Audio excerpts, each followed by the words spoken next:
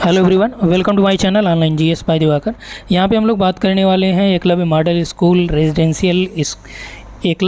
Residential school के बारे में, यानी EMRS के बारे में। चूँकि इसके पहले आप लोगों को सूचना दी गई थी कि एकलव्य मॉडल स्कूल में लगभग 20,000 से भी अधिक पद हैं। तो लेकिन फ़िलहाल जो अभी नोटिफिकेशन यहाँ पे आया है, ये 4,000 प्लस रिक्रूटमेंट यहाँ पे है, जिसमें शैक्षणिक और गैर शैक्षणिक यानी टीचिंग और नॉन टीचिंग दोनों टाइप के पद यहाँ पे हैं। अब इस वीडियो में हम लोग बात करेंगे कि इस पद में चाहे आप प्रिंसिपल की बात करें, PGT की बात करें या नॉन टीचिंग की बात करें, तो सभी में सीटें कितनी हैं, ठीक है, सीटों के साथ उनकी योग्यता क्या है, यानी कौन लोग फॉर्म अप्लाई कर सकते हैं। इसके अलावा वहाँ पे आपका सिलेबस क्या है, क्या पैटर्न है एग्ज़ाम का, ठीक है। तो सारी जानकारी आपको इसी एक वीडियो में मिल जानी है। तो यदि आप इस चैनल पे पहली बार आ रहे हैं तो चैनल को सब्सक्राइब करके बेल आइकन को क्लिक कर लीजिए। इसके अलावा जो हमारा एप्लीकेशन है उसको डाउनलोड कर लीजिए। वहाँ पे देखिए, चूँकि जो EMRS है इसमें जो सिलेबस है वो आपका नवोदय का ही सिलेबस पूरा है। नवोदय का जैसे पैटर्न रहा है सेम पैटर्न आपका इसका भी है, ठीक। और इसका मतलब ये हुआ कि नवोदय का जो सिलेबस है वो पूरा यहाँ पे जो 80 प्रश्न ज्योग्राफी के थे, ठीक, टोटल कहाँ से पूछे गए, MCRT से पूछे गए, हूबहू पूछे गए थे। ये हमने आपको सॉल्व करके दिखाया भी था। सेम वही पैटर्न आपका एकलव्य मॉडल रेजिडेंशियल स्कूल का भी है, ठीक है। तो यदि आप इसके लिए तैयारी करना चाहते हैं तो निश्चित तौर पे आप ऐप को डाउनलोड करिए, और वहाँ पे जो ऐप है वो है GS बाय दिवाकर, ठीक है।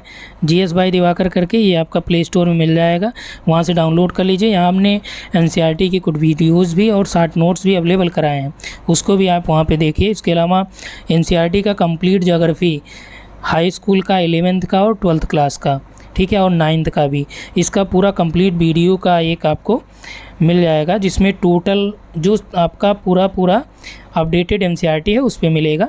तो यहाँ पे देखिए 2023 का ये है नोटिफिकेशन जो है। इसके पहले ये आपको डिटेल जानकारी हमने दिया ही था। अब यहाँ पे देखिए, पहले ये जान लीजिए कि जो ये फॉर्म है ये आपका आज से चालू हो गया है और ये 31 जुलाई तक फॉर्म भरा जाएगा, ठीक है।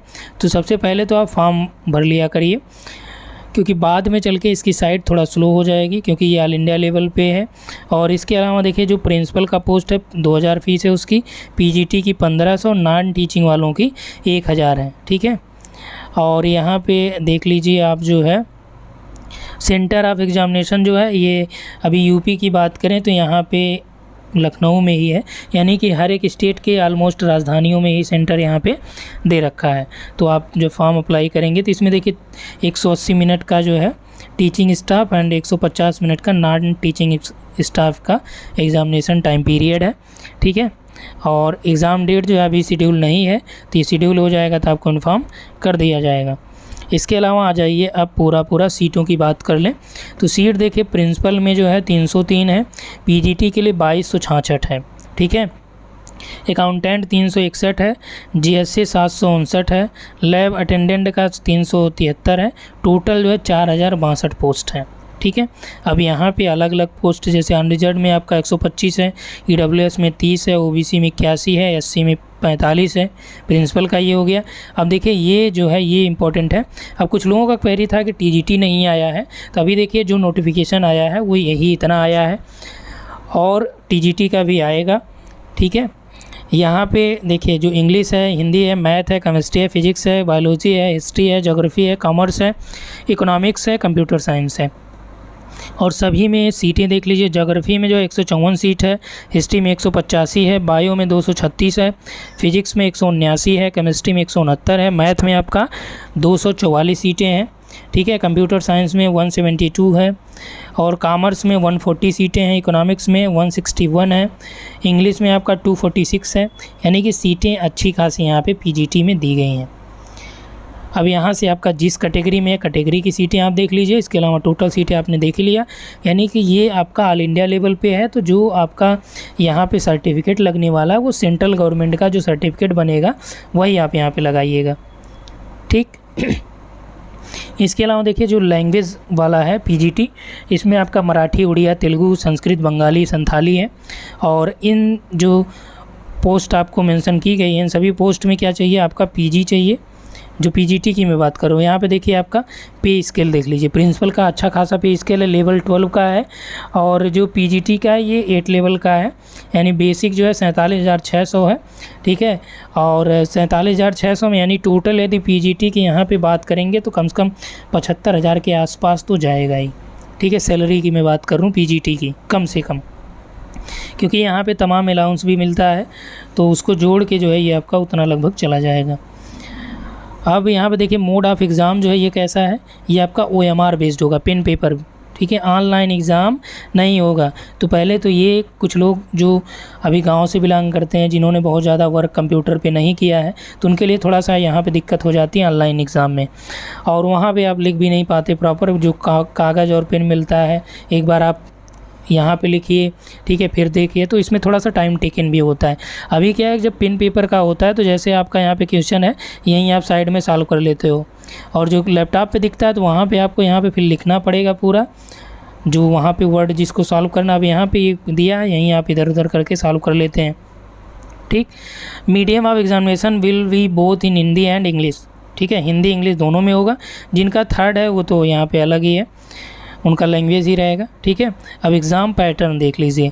एग्ज़ाम पैटर्न की बात करें तो पूरा जो आपका नवोदय का पैटर्न था वही है, ठीक है। ये प्रिंसिपल वाला है, और जिनको प्रिंसिपल का देना यहाँ से आप देख लीजिए।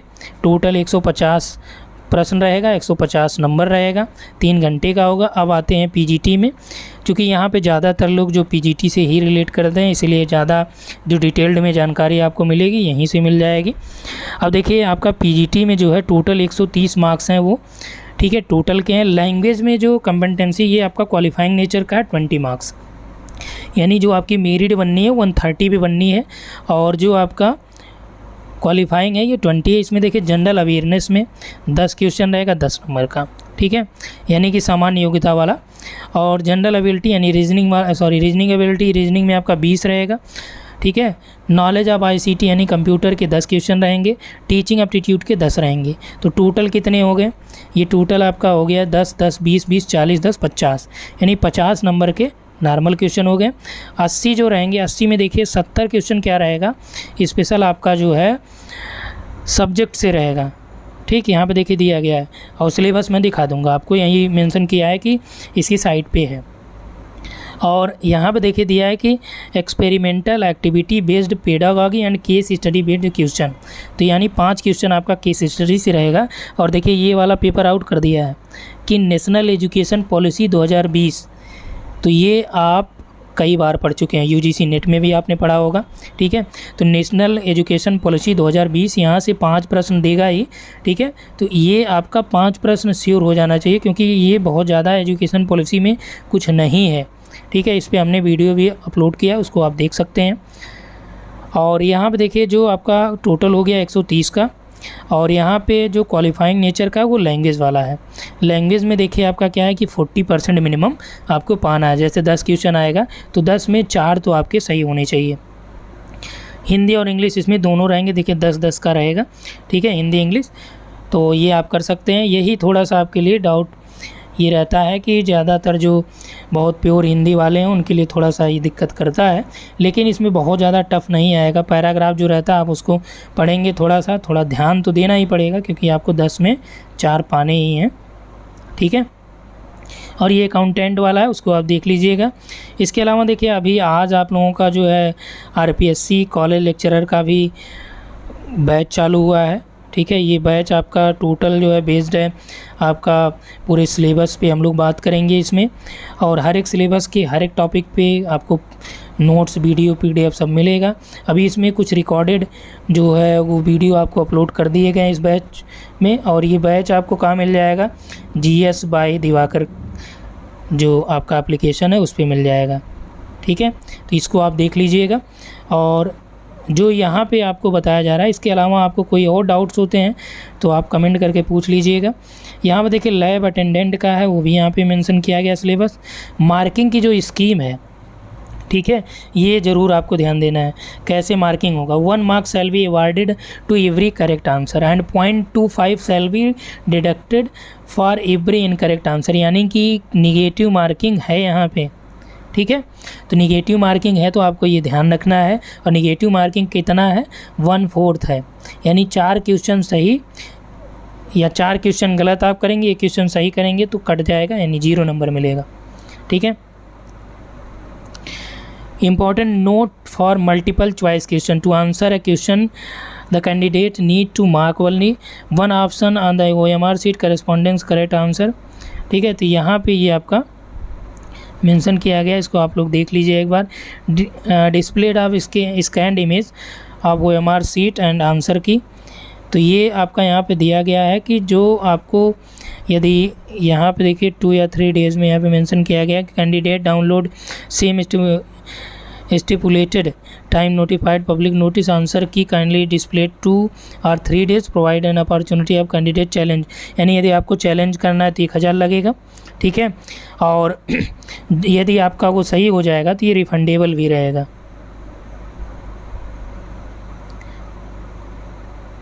ठीक है। तो ये एक्सपर्ट से सलाह लेंगे वो लोग, और जैसा भी रहेगा वो तो आप जान ही रहे हैं। सिलेबस की हम लोग बात कर रहे हैं, और इसके अलावा और जो इंट्रोडक्शन है उसकी हम लोग बात कर लें, देखें और क्या क्या आप लोगों के लिए है। चलिए क्वालिफ़िकेशन की बात कर रहे हैं तो उसको भी देख लेते हैं। क्वालिफ़िकेशन में देखिए आपका जो प्रिंसिपल की वैकेंसी का है, इसमें 50 साल होना चाहिए एज लिमिट मैक्सिमम। ठीक है, नॉट एक्सीडिंग 50 ईयर्स। और इसमें आपका जो है छूट भी दिया गया है, और इनके लिए मास्टर डिग्री होना चाहिए आपके पास, बीएड की डिग्री हो, और एक्सपीरियंस होना चाहिए। Person having 12 year of combined experience as a vice principal or PGT TGT. ठीक है, with minimum 4 year as a PGT and above. तो यहाँ पे मेंशन किया गया है कि पीजीटी टीजीटी टोटल जो आपका कंबाइंड एक्सपीरियंस हो 12 साल का होना चाहिए, लेकिन एज अ पीजीटी 4 साल आपका यहाँ पे मेंशन किया गया है। Experience of working in a fully residential school, proficiency in English, Hindi and regional language, work knowledge of computer की जानकारी होनी चाहिए, ये डिज़ायरेबल है। ठीक है। और जो एक्सपीरियंस आपका है ये प्रॉपर जो फुली रेजिडेंशियल स्कूल हैं वही आपका यहाँ पे मान्य रहेगा। ठीक है। पीजीटी का देखिए इसमें 40 साल से एज आपकी ज़्यादा नहीं होनी चाहिए, और SC ST OBC के लिए 5 ईयर का यहाँ पे छूट भी रहता है। EMRS के जो एम्प्लॉई हैं उनके लिए 55 है। ठीक है। और यहाँ पे आपका दिया गया है कि जो सब्जेक्ट आपका है उस सब्जेक्ट में आपका क्या हो, PG होना चाहिए। अब देखिए कुछ इसमें एलाइड सब्जेक्ट भी हैं, जैसे बायोलॉजी वालों में कि जो PGT बायो से भरेंगे उनको बॉटनी, जूलॉजी या बायोलॉजी इन तीनों में से किसी एक में मास्टर डिग्री हो। ठीक है। कॉमर्स वालों की बात करें तो commerce with accounting, cost accounting, financial accounting as a major subject of study holder of degree of MCOM in applied business and economics shall not be eligible. तो यहाँ पे बिजनेस इकोनॉमिक्स वाले एलिजिबल नहीं होंगे। ठीक है। और इकोनॉमिक्स में देखिए केवल इकोनॉमिक्स वाले हैं। रीजनल लैंग्वेज में आपको रीजनल लैंग्वेज में PG होना चाहिए, ये तो मास्टर डिग्री हो गया। इसके साथ यहीं पे देखिए B भी ऐड किया गया है कि आपके पास डिग्री जो है BEd की होनी चाहिए। इन केस आप integrated 4 year degree course BEd is not required. जिसके पास जो 4 डिग्री कोर्सेज रहेंगे ये BA वाले जो है तो उनके लिए ये आपका रिक्वायर्ड नहीं है। कंप्यूटर का देख लीजिए, जूनियर सेक्रेटरीट असिस्टेंट का है, लैब अटेंडेंट का है। तो लैब वालों के लिए है कि 10 पास हों। ठीक है। लेबोरेटरी टेक्निक्स में उनके पास डिप्लोमा हो या 12 पास हो साइंस स्ट्रीम के साथ। ठीक है, बस इतना ही उनके लिए पर्याप्त है लैब अटेंडेंट के लिए। ठीक है। और यहाँ पर देखिए जो छूट दिया गया, मेंशन किया गया 5 साल जो है SC ST का है, और OBC का जो है 3 साल छूट है। ठीक है। 5 साल मत सोचिएगा, ऊपर हमने बोल दिया है आपका 5 साल, तो इसमें 43 ही चलेगा PGT में जो OBC वाले हैं। ठीक है। यहाँ पे लगाना कौन सा है आपको, सेंट्रल गवर्नमेंट का ही सर्टिफिकेट यहाँ पे लगाना पड़ेगा आपको। ठीक है। तो इतना टोटल आप लोगों का क्लियर हो ही गया है। और इसके बाद हम लोग बात कर लें, यहाँ पे देखिए अब सिलेबस आपको दिखा दे रहे हैं, चूँकि यहाँ पे हमने डायरेक्ट ज्योग्राफी का ही सिलेबस जो है सर्च करके रख दिया था। और इसके अलावा यदि आपको और सिलेबस देखना है अन्य विषयों का तो आप क्या करिए, EMRS जो है गूगल कर लीजिए, उसके साइट पे जाइए, वहाँ से आपको सारा सिलेबस जो है दिख जाएगा। जिस भी विषय से आप हैं आप उसको वहाँ से देख लीजिएगा। ठीक है। तो यहाँ पर देखिए जो PGT का है इसमें देखिए जनरल अवेयरनेस की हम लोग बात कर रहे थे, इसको थोड़ा सा देख लीजिए।